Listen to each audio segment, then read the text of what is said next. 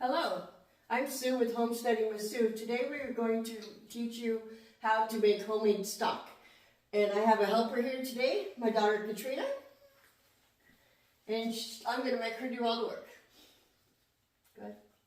You want me to start? Yeah. So what she's doing first is she's taking out the bones that we put in for, I started this on Thanksgiving, no, not Thanksgiving. Anyway, let's start that over again and say I started this on Easter night, and I put different varieties of bones in there. Like, of course, we had a turkey. Most people don't have turkey for Easter, but we did. And so she's removing the bones from the stock now, and after we're done, we are going to strain it and then go ahead and put it in this pot and let it cool overnight, so that we can pull off the grease tomorrow and be able to can it. Okay, so we've actually changed our mind about some of this. We are going to use this fat separator to get out some of the fat, so there's not so much for me to do tomorrow. Also, I used all kinds of different bones, pork bones, steak bones, no matter what's the chicken bones in there, along with the turkey bones. You can anytime add some kind of vegetables if you'd like. I did not do that this time because I'm just seeing how it works out this way.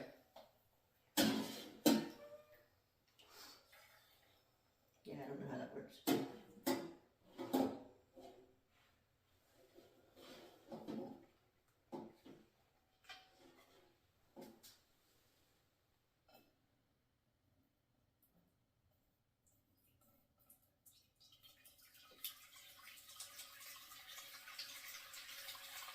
I don't think that did any good, Katrina. It did not. Learning Experience here. That's okay, you got a lot of it out though.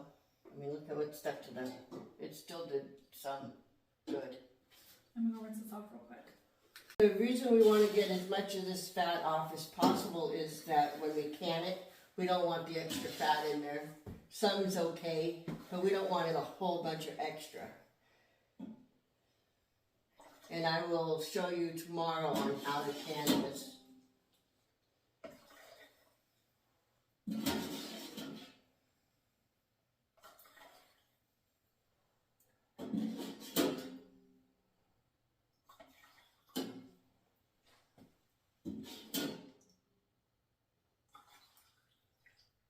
Let's see what happens. Can you see the difference between the fat one? Yeah, the fat one's right here. So, I don't know if you can see or not, but there's a fat line right here.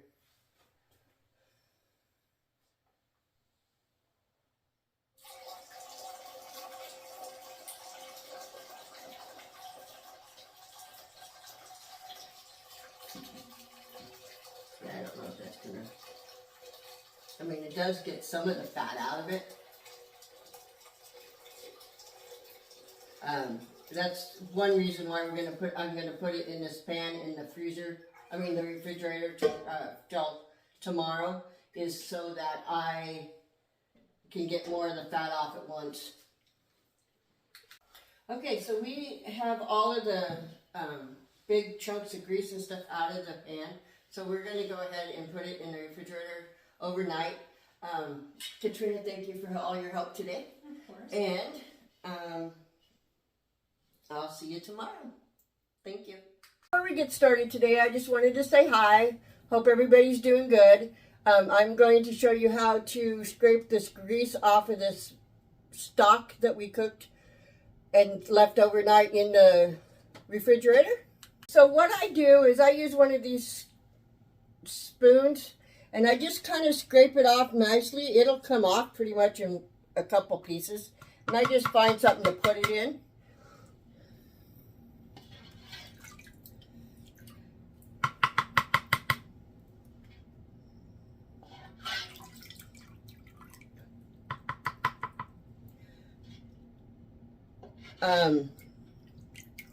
I think I'm gonna figure out a way to put this through like a nut bag or something to get rid of the other particles of grease out of it, because there seems to be a lot. It must have been a really greasy turkey. So I'll figure out how to do that and I'll be back. Okay, so what I'm going to do is I set up another pan, a strainer, and then I'm going to use 2 nut bags to strain it off better. And hopefully this works and I don't make a big mess on screen. That would be funny. And I'm just going to pour it directly into the nut bag and let it get out the small pieces.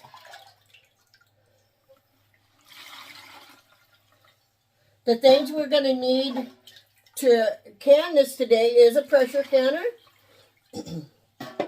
I will show you how to set that up in a few minutes. We'll need some white vinegar to wipe the lids. Whoops. To wipe the lids of the jars. No.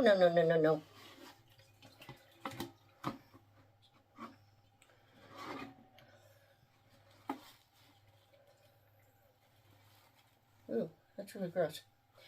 I'm going to get a knife so I can get some of this out of here.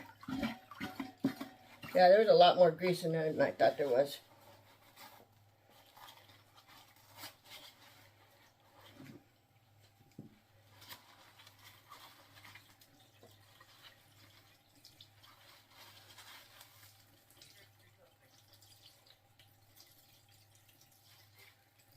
So what I'm doing is I'm just squeezing it so that I can get, oh, look at that, that's gross.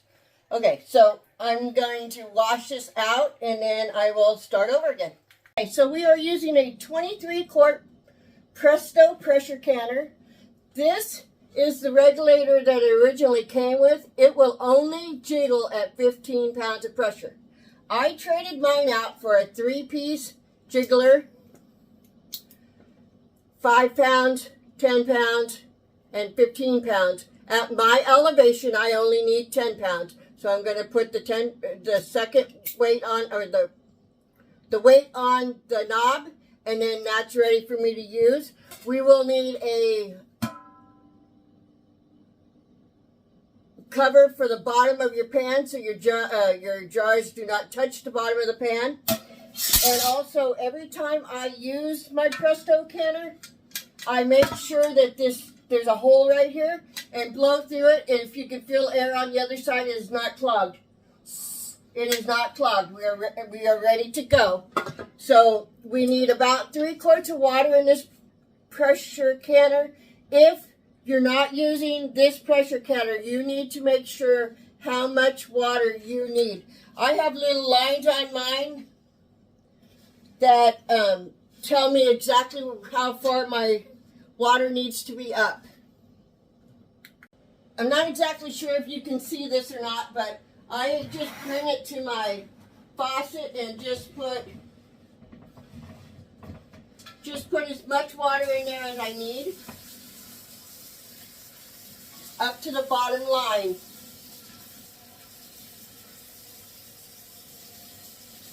I will get my jars shortly into the hot water to make the jars hot. I already have my stock on the stove getting ready to be used. It needs to get hot so that we don't put jars in there into a hot water that's not already hot jars. Alright, so this pressure canner has an arrow here that shows us where we need to, how to put the lid on. And there is an arrow here on the side of the pressure canner. And when it's all ready, we're just going to go ahead and slide it on and twist it. Okay, some other things we're going to need to do this job today is some white vinegar. We're going to use that to clean the rings of the jars so that we have good seals. We will need a canning funnel. I use a very big gravy ladle type thing to get the broth into the jars. We'll need jars, of course. This is it tells you how far your headspace is, and it also is a debubbler, but we're using liquid today, so I don't need the debubbler. And our headspace is going to be 1 inch today. We need some rings, and we also need some Denali lids. I only can with Denali lids. If you look at the back of these lids, there is no better sealing mechanism. I've been using this, these have canned over 300 jars and only had one issue, and it was a user issue because I had a chip in my jar. So always check your jars. So we're going to go ahead and get started on this. You can't see me, so hold on. Actually, you could see me, you just couldn't see what I was doing. We also need a timer, and we'll get to that later. Okay, so what I'm going to do is I'm going to put the funnel in the jar and just put the broth into the jar with the ladle. We get to the 1 inch headspace, which is right about here. I don't know if you could see that or not, sorry.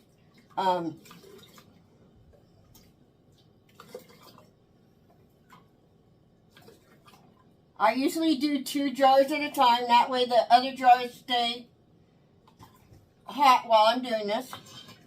I'm going to go ahead and just check my headspace. Just about perfect.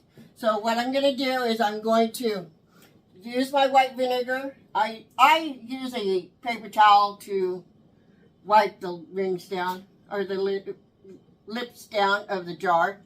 And then we'll put on one of our canning lids. Do not tighten it all the way down, just put it on where it is finger tight. Do not over tighten it, because that causes buckled lids and we don't want that. I just burnt my finger again.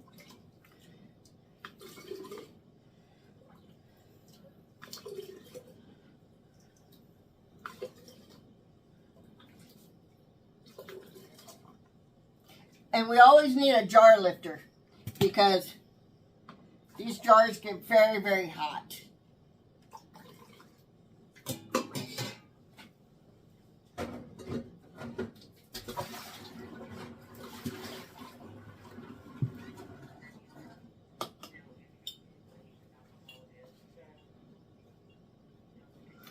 So I'm going to go ahead and put a lid on it and a ring.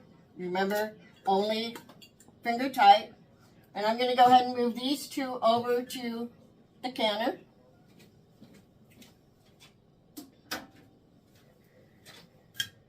By the way, my canner holds 7 quarts, if you were wondering.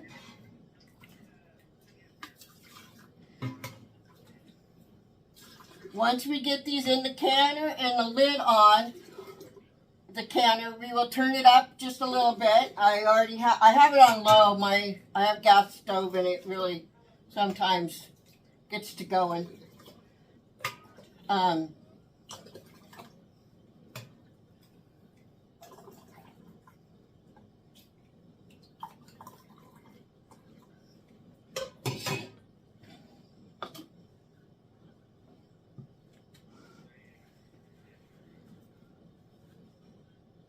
Checking my ring.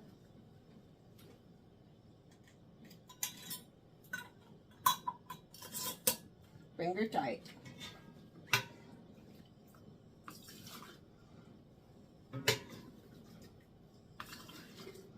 Could somebody tell me technically what is the difference between broth and stock? I keep calling this both. I'm not sure. I have always called it broth, but then I looked at Everything Worth Preserving book from oh my God, Melissa K. Norris, and she calls it stock. So I'm not exactly sure what I'm supposed to call it.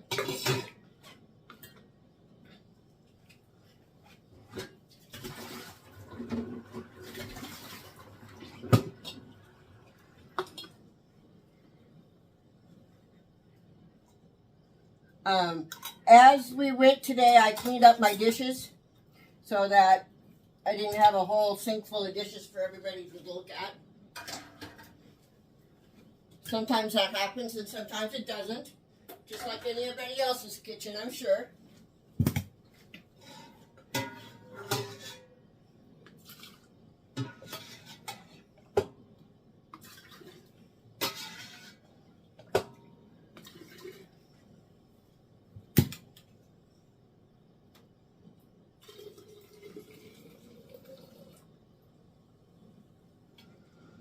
Okay, so since this one did not make a full batch, I'm going to actually change it into a smaller jar.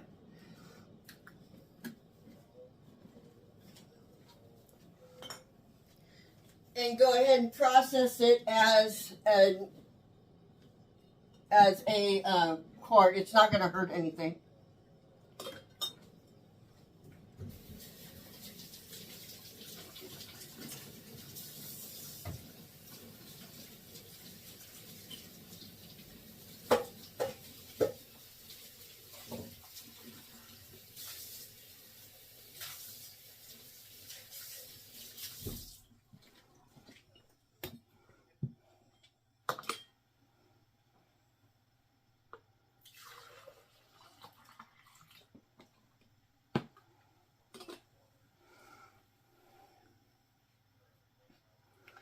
All right.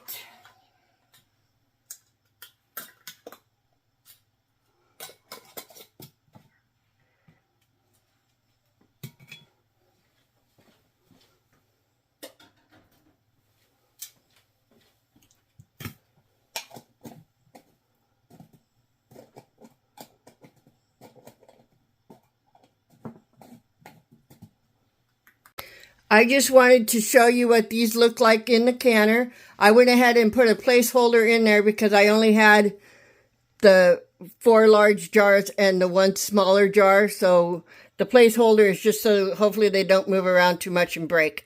Now we're going to teach you how to put the lid on.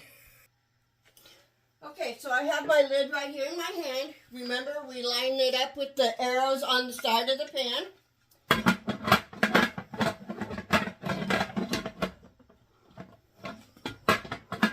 And every time, for some reason, I have to play with it, except for the very first time I showed you today. There we go.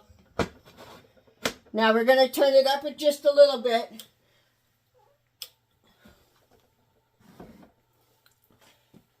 And we're going to wait until this steams for 10 minutes straight. And I'll bring you back for that. Okay, so this is a stream, but it's not a solid stream. If you watch, it will actually, see how it fluctuated right there? That is not an actual 10-minute stream. Okay, so this is where we will start our timer for 10 minutes. And I have it down here on the floor. I mean, not the floor, but the counter. And we're going to go ahead and just start it. And then in 10 minutes, we'll put, after it's vented for 10 minutes like that, we are going to put the pressure regulator on it. And then we'll go from there. See how massive that stream is? And we're about 1:33 done until we're done with the 10 minutes. So just to see how easy this pressure regulator is to put on, I'm just going to slide it over the top. And then we're going to wait until it gets to 10 pounds of pressure. And this will start jiggling.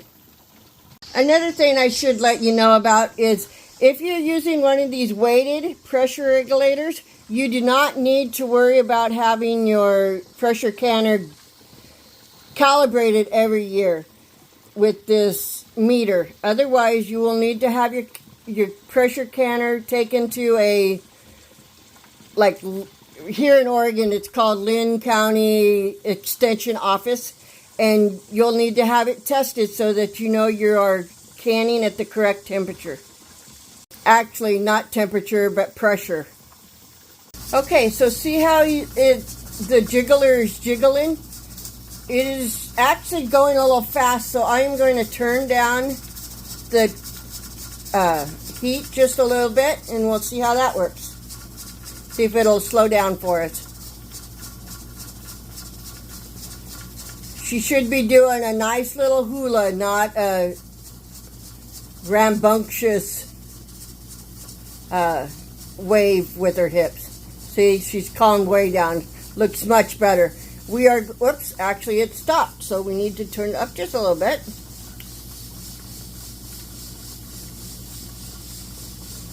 Sometimes you have to play with it to get it to where it needs to be. Once we get her jiggling again, we will set our timer for 25 minutes, and then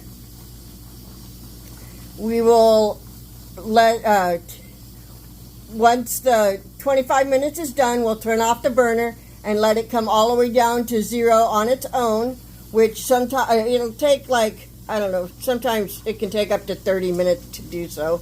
And then what I do is I loosen the lid after it's came completely down and set for 10 minutes. I then loosen the lid and set it for another 10 minutes, and then I take the lid off and let it sit for another 10 minutes, and then I take them out of the canner. Yes, that is over precautious, but I would rather not have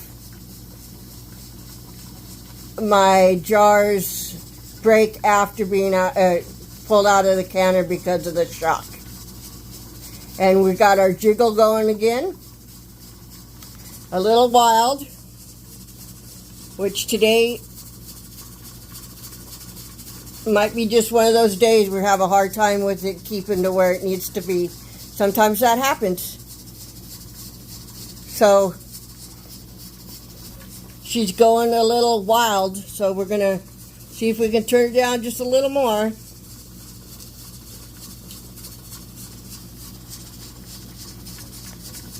Once we get her regulated to not being crazy, we are going to set our timer.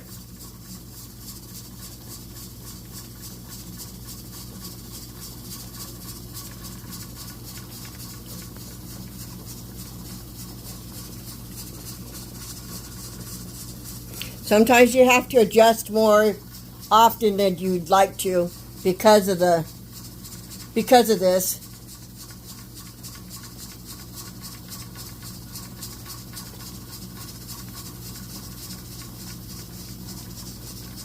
Oh, it looks like she's calming down a little bit.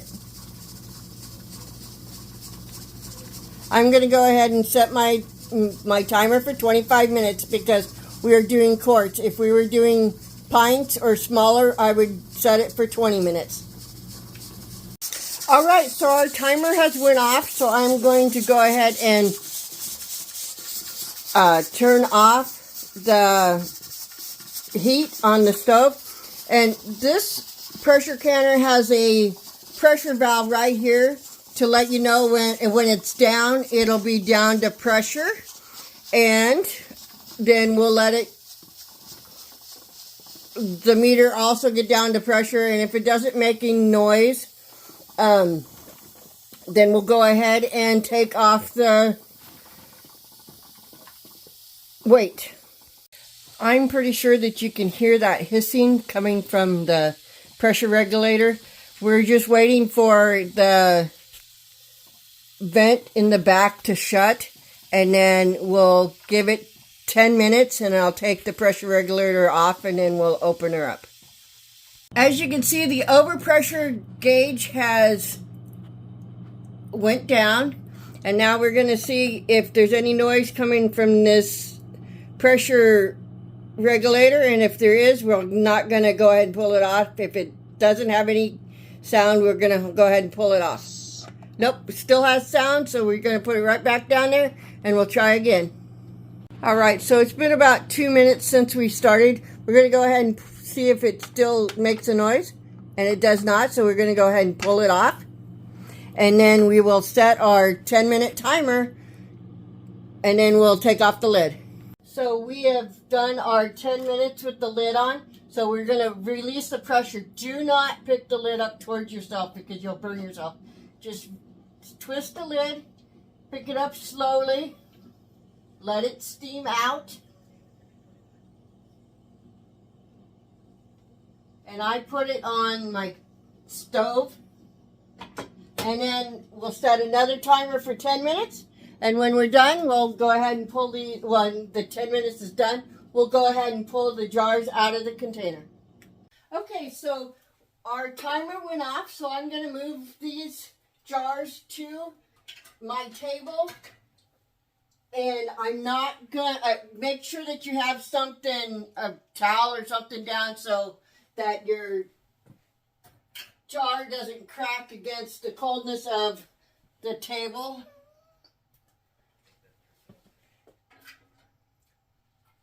I always use a pot holder to put underneath my jars. You don't technically have to, but I don't like dripping the water all over my floor.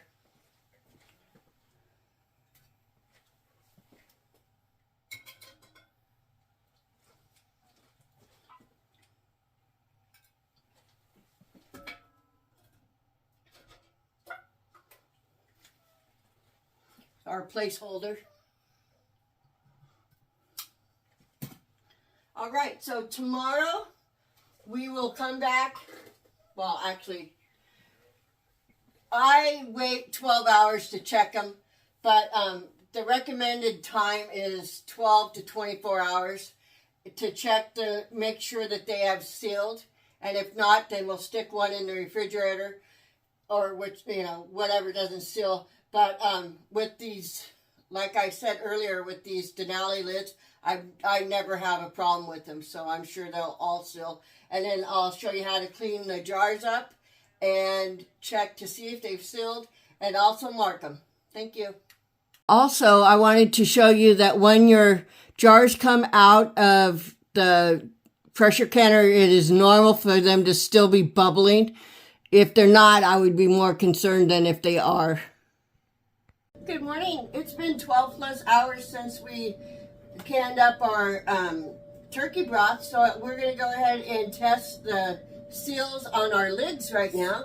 What you do to do that is you take the ring off and you pick it up like this by the lid, and if it stays on, then it's a good seal. Same thing with the next one. I absolutely love these Denali lids because I've only had one problem with it, and it was my fault.